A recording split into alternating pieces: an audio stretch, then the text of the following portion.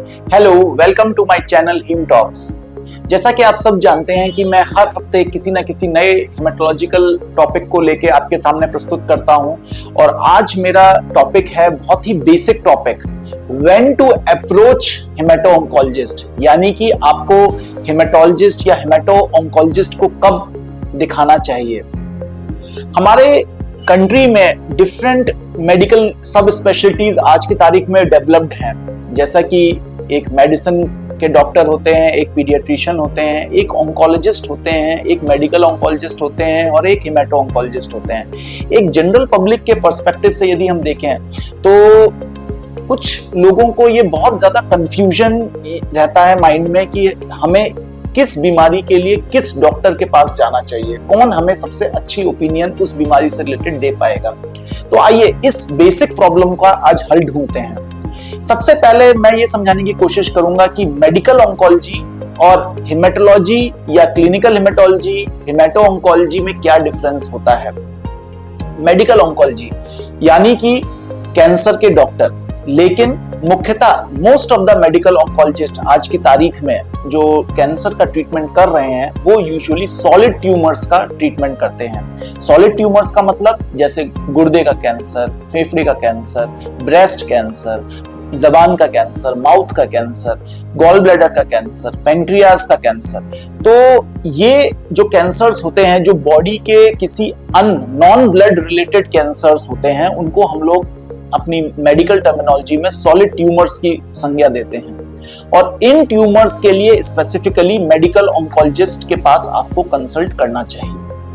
90% of the medical oncologists are well versed in treating these types of cancer और वो ज्यादातर solid tumours ही खाली treat करते हैं, प्रेफर करते हैं। On the other hand haemato oncology का मतलब क्या होता है कि ब्लड से रिलेटेड कोई भी कैंसर, ब्लड से रिलेटेड कैंसर्स भी कई किस्म के होते हैं, चाहे वो ALL हो, acute lymphoblastic leukaemia, acute myeloid leukaemia, chronic myeloid leukaemia, chronic lymphocytic leukaemia, कई टाइप के ब्लड कैंसर्स होते हैं।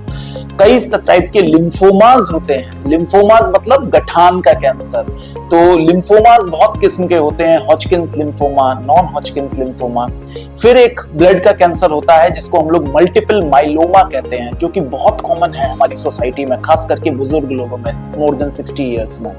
तो ये कैंसर भी हेमेटो ऑन्कोलॉजिस्ट ट्रीट करते हैं। यदि हम एक कॉमन लैंग्वेज में बोले कि ब्लड से रिलेटेड अगर कोई भी आपको कैंसर की शिकायत हो रही है तो आपको हेमेटो ऑन्कोलॉजिस्ट को कंसल्ट करना चाहिए रेदर देन मेडिकल ऑन्कोलॉजिस्ट। अब ऐसा मैं क्यों कह रहा हूं, इस चीज को समझते हैं। देखिए, ब्लड कैंसर्स, हमारे ब्लड में जो कैंसर्स होते हैं वो बहुत ही हाई रिस्क कैंसर्स होते हैं। हाई रिस्क कैंसर्स मतलब वो बहुत तेजी से बढ़ते हैं, मतलब विद इन डेज ये कैंसर्स बहुत गति पकड़ लेते हैं। और इसके फलस्वरूप क्या होता है कि क्योंकि ये ब्लड के कैंसर्स हैं तो जाहिर सी बात है कि इन्फेक्शन फाइटिंग सेल्स के कैंसर, तो हमारी जो बॉडी की इम्यून सिस्टम है वो पूरा डिसरप्ट हो जाता है। और इम्यून सिस्टम डिसरप्ट होने के चलते हमें कई तरीके के बहुत ही सीरियस टाइप के इन्फेक्शंस लगते हैं, जैसे चेस्ट में फंगल इन्फेक्शन या कोई भी निमोनिया होना, पेट में इन्फेक्शन होना और तमाम और किस्म के इन्फेक्शन होना। ऐसा इतने serious infection usually solid cancers में नहीं पाए जाते। तो जो ब्लड कैंसर के मरीज होते हैं उनको एक स्पेशल केयर की जरूरत होती है, उनको एक स्पेशल आइसोलेशन वार्ड की जरूरत होती है और उनको ऐसे डॉक्टर की जरूरत होती है जो कि डे इन और डे आउट ब्लड कैंसर्स का ट्रीटमेंट कर रहा हो। इसीलिए हमारे मेडिकल करिकुलम में, हमारी मेडिकल ट्रेनिंग में मेडिकल ऑन्कोलॉजी और हेमेटो ऑन्कोलॉजी को सेपरेट किया गया है, क्योंकि जो हेमेटो ऑन्कोलॉजी का पेशेंट्स का प्रोफाइल होता है या जो उनका स्पेक्ट्रम होता है वो सॉलिड ट्यूमर के कैंसर से बिल्कुल भिन्न होता है।